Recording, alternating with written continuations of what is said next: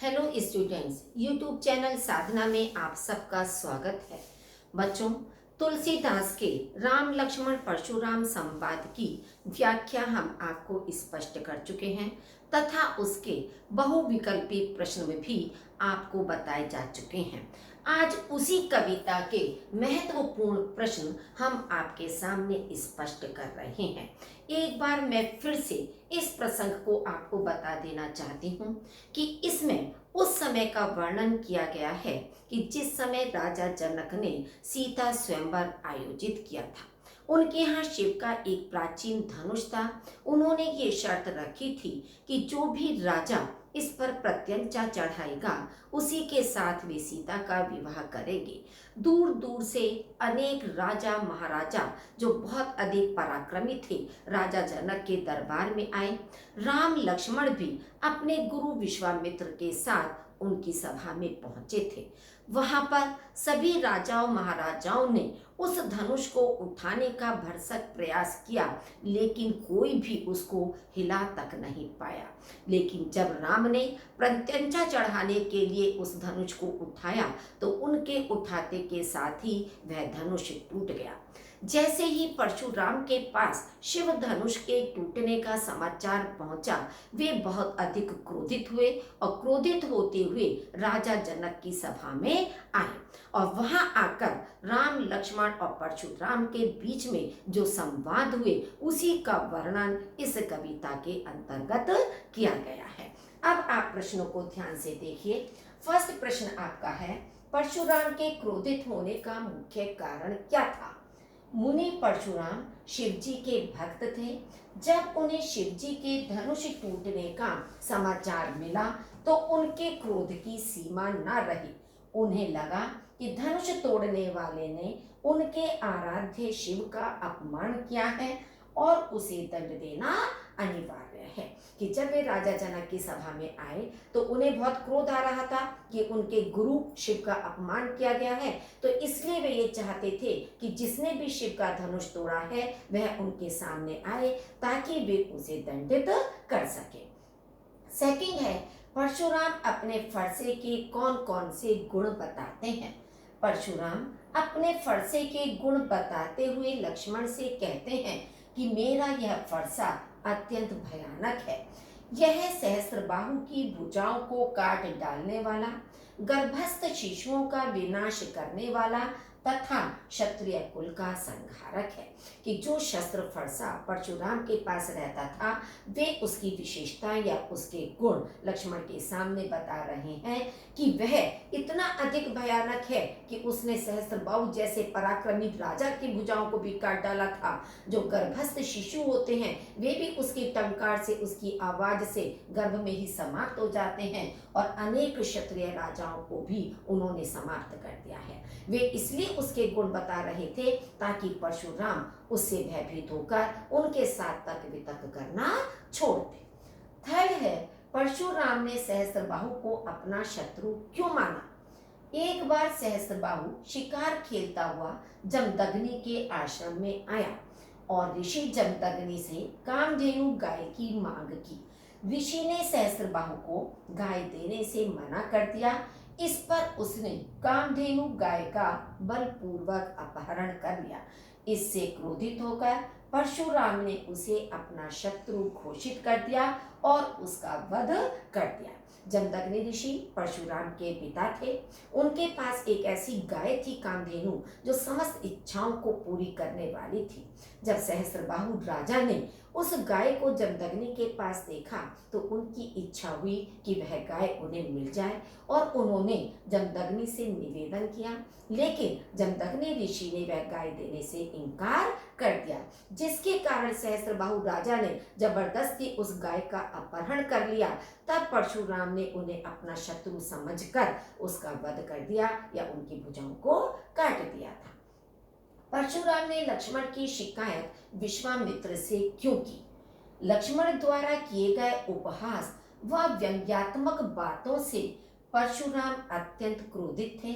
इसलिए परशुराम ने लक्ष्मण की शिकायत करते हुए विश्वामित्र से उन्हें रोकने के लिए कहा, क्योंकि विश्वामित्र परशुराम के क्रोधी स्वभाव से परिचित थे और लक्ष्मण के गुरु होने के कारण वे उन्हें रोक सकते थे कि लक्ष्मण लगातार परशुराम से तर्क वितर्क करते चले जा रहे थे, उनका उपहास उड़ा रहे थे, उन पर व्यंग कर रहे थे और किसी भी तरह से वे शांत होने के लिए तैयार नहीं थे। तब परशुराम ने सोचा कि यदि मैं विश्वामित्र से लक्ष्मण के विषय में कहूँ तो वे इसको शांत कर सकते हैं। क्यों? क्योंकि वे परशुराम के क्रोधी स्वभाव से भी परिचित थे और दूसरे वे राम लक्ष्मण के गुरु भी थे। परशुराम द्वारा लक्ष्मण से उनके फरसे की ओर देख लेने की बात कहने के पीछे उनका क्या उद्देश्य था? परशुराम ने लक्ष्मण से कहा कि सहस्त्रबाहु की भुजाओं को काटने वाले मेरे फरसे की ओर देख लो।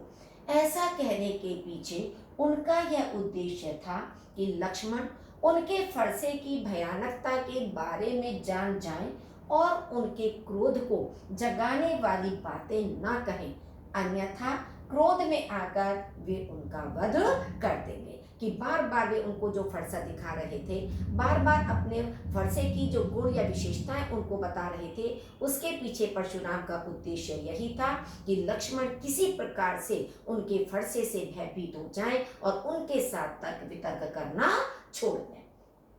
लक्ष्मण के द्वारा क्षमा मांगने पर भी परशुराम का क्रोध क्यों नहीं शांत हुआ? लक्ष्मण के द्वारा क्षमा मांगने पर भी परशुराम का क्रोध इसलिए शांत नहीं हुआ क्योंकि लक्ष्मण की क्षमा याचना में पश्चाताप नहीं बल्कि उपहास का ही भाव था।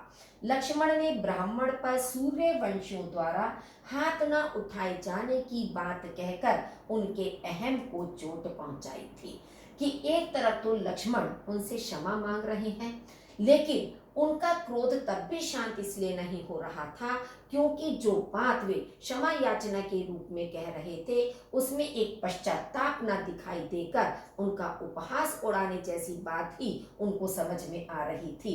क्योंकि लक्ष्मण ने उनसे कहा था कि सूर्यवंशी कभी भी ब्राह्मणों पर प्रहार नहीं करते हैं, तो इससे उनके अहम को चोट पहुंची थी, इसलिए उनका क्रोध शांत नहीं हो रहा था। यहाँ कुम्भड़ बतिया को नाही की उक्ति के द्वारा लक्ष्मण परशुराम से क्या कहना चाहते हैं?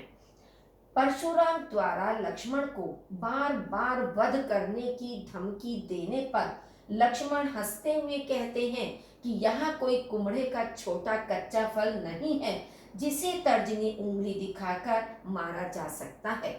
लक्ष्मण यह कहना चाहते हैं कि वे भी सूर्यवंशी हैं और वीर हैं, वे कुठार या धनुष बाण देखकर डरने वाले नहीं हैं। कुंभड़ कहते हैं बच्चों काशी फल या गंगा फल भी किसी किसी के घर में कहा जाता है कि जब वह बेल पर आना शुरू होता है काशी फल का फल, तो ये कहा जाता है कि यदि उसे उंगली दिखा दी जाए तो उसका विकास रुक जाता है और धीरे धीरे सूख कर वह समाप्त हो जाता है। तो यहाँ पर लक्ष्मण परशुराम से यही कहना चाहते हैं कि हम और राम यानी कि लक्ष्मण और राम कोई साधारण ऐसे बच्चे नहीं हैं कि जो आपके कुठार और बाण को देखकर डर जाएं, यानी कि वे भी पराक्रमी हैं, शक्तिशाली हैं, सूर्यवंशी हैं। आपके कुठारे को देखकर वे किसी भी रूप में डरने वाले नहीं हैं। परशुराम ने लक्ष्मण को राकेश कलंकु क्यों कहा है? परशुराम का बढ़ता क्रोध लक्ष्मण की मृत्यु का कारण बन सकता था। इस प्रकार लक्ष्मण अपने ही कुल का नाशक बन रहे थे।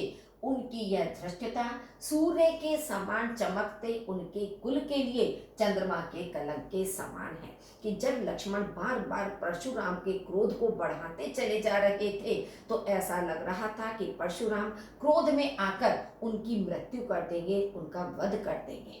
तो इस तरह से वे अपने कुल का नाश करने वाले बने थे कि जो उनका सूर्यवंश सूर्य के समान चमकता था तो मानो वे चंद्रमा के धब्बे के समान उस पर एक कलंक लगाने वाले थे, यानी कि उसकी कीर्ति को समाप्त करने वाले थे। लक्ष्मण कभी परशुराम को शांत करते हैं तो दूसरे ही पल उकसा भी देते हैं, स्पष्ट कीजिए। लक्ष्मण क्रोधित परशुराम का क्रोध शांत करने के लिए उनकी प्रशंसा करते हुए उन्हें वीरव्रती, धैर्यवान और शोभ रहित बताते हैं, परंतु साथ ही यह भी कह दिया कि शूरवीर तो युद्ध के मैदान में वीरतापूर्ण कार्य करते हैं। युद्ध में शत्रु के सामने अपनी वीरता का वर्णन तो कायर किया करते हैं। इस प्रकार वे शांत करने के साथ ही परशुराम को उकसा भी देते थे। आप देखिए, विरोधाभास लक्ष्मण की बातों में दिखाई देता है कि एक तरफ तो वह उनको वीरव्रती कह रहे हैं, धैर्यवान कह रहे हैं, शोभ रहित कह रहे हैं, तो उनकी प्रशंसा कर रहे हैं, लेकिन दूसरी ओर ही वे उनको एक तरह से अप्रत्यक्ष रूप में कायर भी कह रहे हैं। क्यों? क्योंकि परशुराम बार बार अपनी प्रशंसा अपने मुख से कर रहे थे। तो लक्ष्मण ने ये कहा है कि जो वीर व्यक्ति होता है वे अपने मुख से अपनी वीरता का बखान नहीं करता, बल्कि वो युद्ध के क्षेत्र में अपनी पराक्रम या अपनी वीरता को दिखाता है। केवल जो कायर व्यक्ति होता है वही अपने मुख से अपनी प्रशंसा करता है। नेक्स्ट है, परशुराम द्वारा अपनी प्रशंसा बार बार करने पर लक्ष्मण ने किस प्रकार व्यंग किया। लक्ष्मण ने कहा कि आपके सुयश का वर्णन आपके रहते और कौन कर सकता है। आप अपने मुख से इसका बखान विभिन्न प्रकार से कर चुके हैं। इतने पर भी यदि संतुष्टि ना हुई हो तो फिर से अपनी प्रशंसा कर डालिए। अपने क्रोध को रोककर असह्य दुख मत सहन कीजिए। कि जब परशुराम बार बार अपने मुख से अपनी प्रशंसा कर रहे थे और वे विश्वामित्र से भी कह रहे थे कि लक्ष्मण को मेरे विषय में बता दीजिए, तब लक्ष्मण ने कहा कि आप अपने यश का वर्णन जितनी अच्छी तरह से कर सकते हैं उतना कोई और नहीं कर सकता, लेकिन यदि इतने पर भी आपको संतोष नहीं मिला है तो आप अपने मुख से अपनी प्रशंसा और अधिक कर सकते हैं। नेक्स्ट है आपका, विश्वामित्र ने सज्जनों के क्या गुण बताए। विश्वामित्र जी ने सज्जनों के गुण बताते हुए कहा कि साधु पुरुष बालकों द्वारा किए गए दोषों को महत्व नहीं देते हैं। बालक की अबोधता नादानी जानकर उसके द्वारा किए अपमान को याद नहीं करते हैं। तो विश्वामित्र ने परशुराम से कहा कि सज्जन पुरुष वे होते हैं कि बच्चे यदि नादानी में, अबोधता में कोई गलत बात भी कह देते हैं तो सज्जन लोग उनके अवगुणों को अनदेखा कर देते हैं, उस पर ध्यान नहीं देते हैं। इतना क्रोधित होने की अपेक्षा वे शांत हो जाते हैं। तो इस तरह से सज्जनों के गुण विश्वामित्र के द्वारा बताए गए। स्वयंवर स्थल पर शिव धनुष तोड़ने वाले को परशुराम ने किस प्रकार धमकाया। परशुराम शिव भक्त थे, इसलिए उन्होंने शिव धनुष तोड़ने वाले को धमकाते हुए कहा कि जिस किसी ने भगवान शिव के इस धनुष को तोड़ा है वह सहस्त्र बाहु के समान ही मेरा शत्रु है। यदि शिव के धनुष को तोड़ने वाला इस सभा से अलग नहीं हुआ तो सभा में उपस्थित सभी राजागण मेरे हाथों मृत्यु को प्राप्त होंगे। क्योंकि अभी तक परशुराम को ये ज्ञात नहीं हो पाया था कि उस शिव के धनुष को किसने तोड़ा है, तो इसलिए उन्होंने सभी राजा महाराजाओं को धमकाते हुए कहा कि जिसने भी इस शिव धनुष को तोड़ा है वह इस राजसभा से अलग होकर बाहर निकल आए, वरना यहाँ जितने भी राजा महाराजा बैठे हैं मैं पल भर में ही सबको समाप्त कर दूंगा या सब मृत्यु को प्राप्त हो जाएंगे। परशुराम ने अपनी किन विशेषताओं के उल्लेख द्वारा लक्ष्मण को डराने का प्रयास किया। परशुराम ने कहा कि तुम मुझे केवल मुनि ही मत समझो, मैं बाल ब्रह्मचारी और बहुत क्रोधी हूँ। मैंने अपनी भुजाओं के बल से कई बार पृथ्वी को जीत कर ब्राह्मणों को दे दिया। मैं क्षत्रिय कुल का द्रोही हूँ। सहस्त्र बाहु की भुजाओं को काटने वाला मेरा फरसा बहुत भयानक है। कि परशुराम को लगा कि मानो लक्ष्मण केवल मात्र उन्हें मुनि समझ रहे हैं, तो इसलिए उन्होंने कहा कि मैं केवल मात्र मुनि नहीं हूँ, अपितु उन्होंने अपनी विशेषताएं बताई कि मैं बाल ब्रह्मचारी हूँ, क्रोधी स्वभाव का हूँ, क्षत्रिय कुल का द्रोही हूँ और इस पृथ्वी को मैंने कई बार क्षत्रिय राजाओं से छीनकर या उनको समाप्त कर कर ब्राह्मणों को दान में दिया है और मेरा यह फरसा भी बहुत अधिक भयानक है। नेक्स्ट है, गादी सुनो के हृदय हसी मुनई हरियरे सूझ, पंक्ति का आशय स्पष्ट कीजिए। परशुराम ने जब विश्वामित्र से कहा कि मैं तुम्हारे शील स्वभाव के कारण लक्ष्मण का वध नहीं कर रहा हूँ, तब विश्वामित्र मन ही मन हंसकर कहने लगे कि मुनि को हरा ही हरा सूझ रहा है। विश्वामित्र के ऐसा कहने का आशय था कि परशुराम सर्वत्र विजयी होने के कारण राम लक्ष्मण को भी हल्के में ले रहे हैं। उन्हें पता नहीं था कि वे दोनों सामान्य बालक न होकर असीम शक्तिशाली और शूरवीर हैं। तो गागी सुनु बच्चों कहते हैं विश्वामित्र को कि वे अपने हृदय में हंसते हुए कहते हैं कि मुनि यानी कि परशुराम को चारों ओर हरा ही हरा दिखाई दे रहा है, कि जैसे सावन का अंधा व्यक्ति यदि अपने नेत्रों के प्रकाश को खो देता है तो सावन में जो हरियाली उसने अपनी आंखों से देखी है वह प्रकाश न रहने पर भी उसे हरियाली की अनुभूति होती है। उसी प्रकार से परशुराम ने अभी तक अनेक क्षत्रिय राजाओं का वध किया था, तो जिसके कारण उन्हें लग रहा था कि वे राम लक्ष्मण को भी समाप्त कर देंगे, लेकिन जबकि राम लक्ष्मण कोई सामान्य बालक न होकर शक्तिशाली और शूरवीर थे, ऐसा विश्वामित्र अपने मन में सोच रहे थे। आयमय खांड किसे कहा गया है और क्यों? आयमय खांड अर्थात लोहे से बना तेज धारदार हथियार का प्रयोग राम और लक्ष्मण के लिए किया गया है, क्योंकि वे लोहे जैसे ही शक्तिशाली, वीर एवं साहसी हैं। वे ऊख में खांड नहीं है जो कोई भी निगल जाए। बच्चों, खांड शब्द के दो अर्थ हैं यहाँ पर। एक खांड का मतलब होता है तलवार यानी कि अस्त्र शस्त्र, और दूसरा खांड का मतलब है कि गन्ने के रस से बनी हुई खांड। तो यहाँ आयमय खांड का प्रयोग, आयमय कहते लोहे से बना तेजधार हथियार यानी कि तलवार का प्रयोग राम लक्ष्मण के लिए किया गया है, क्योंकि वे लोहे से बने हुए धातु या लोहे से बनी हुई तलवार के समान शक्तिशाली थे, न कि गन्ने के रस से बनी हुई खांड के समान थे कि जिसे मुंह में रखकर निगल लिया जाए कि मुंह में जाते ही वह घुल जाए। शूरवीर और कायर में क्या अंतर है, पाठ के आधार पर स्पष्ट कीजिए। राम लक्ष्मण परशुराम संवाद पाठ में लक्ष्मण ने शूरवीर और कायर व्यक्ति की विशेषताएं बताते हुए उनके मध्य अंतर को स्पष्ट किया है कि शूरवीर व्यक्ति स्वयं अपने मुख से अपनी प्रशंसा नहीं करते हैं, वे युद्ध भूमि में अपनी वीरता का प्रमाण युद्ध कौशल से देते हैं, जबकि शत्रु को युद्ध भूमि में उपस्थित देखकर भी युद्ध न करने वाले बातों से अपनी शक्ति और सामर्थ्य की डींग मारने वाले कायर होते हैं। ये बात अभी मैं ऊपर भी प्रश्न में आपको स्पष्ट कर चुकी थी, तो इसलिए वीर और कायर का अंतर आपको स्पष्ट हो गया होगा। नेक्स्ट है, परशुराम लक्ष्मण को मारकर गुरु ऋण से मुक्त हो जाते, वे ऐसा किस आधार पर कह रहे थे? लक्ष्मण ने अपनी व्यंगपूर्ण बातों से परशुराम की बातों का न केवल खंडन किया अपितु उन्हें अप्रत्यक्ष रूप से कायर कहकर युद्ध की चुनौती भी दे डाली। परशुराम ने इसे न केवल अपना बल्कि अपने गुरु का भी अपमान समझ रहे थे। इसी कारण लक्ष्मण के रूप में अपने सम्मुख खड़े गुरुद्रोही अर्थात अपराधी बालक को मारकर वे गुरु ऋण से उऋण हो जाने की बात कह रहे थे, कि परशुराम को लग रहा था कि उनके आराध्य देव शिव का ऋण मानो अभी उनके ऊपर शेष है।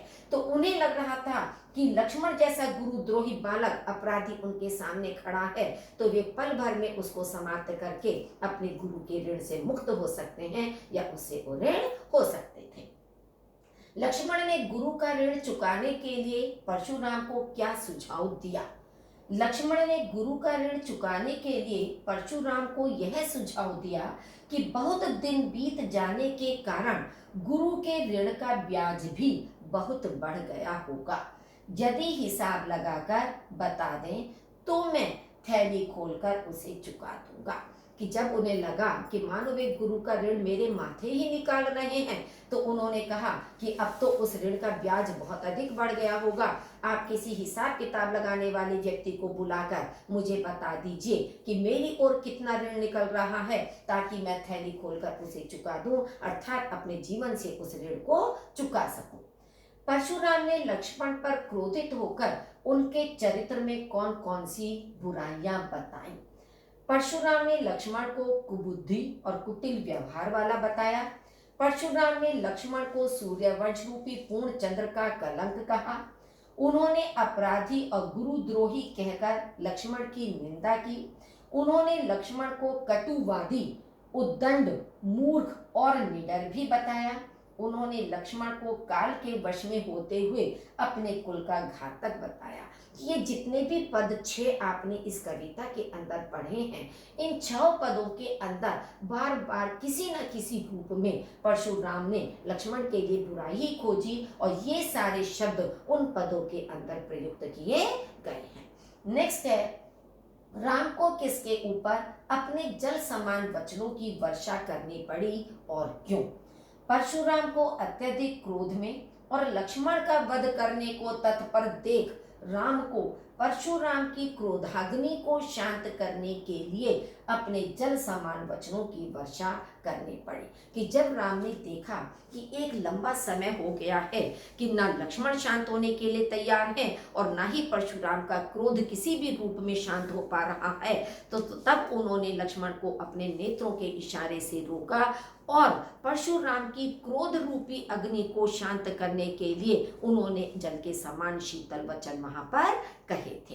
तो इस तरह से बच्चों, आज परशुराम का ये जो राम लक्ष्मण परशुराम संवाद का पाठ है आपका पूर्ण रूप से स्पष्ट हो चुका है। यदि कोई प्रश्न आपको किसी भी प्रकार से स्पष्ट नहीं हो रहा है तो आप कमेंट बॉक्स में उस प्रश्न को पूछ सकते हैं। दोबारा आपकी समस्या का समाधान किया जा सकेगा। अभी तक यदि आपने मेरा चैनल सब्सक्राइब नहीं किया है तो उसे जल्दी से सब्सक्राइब कर दीजिए।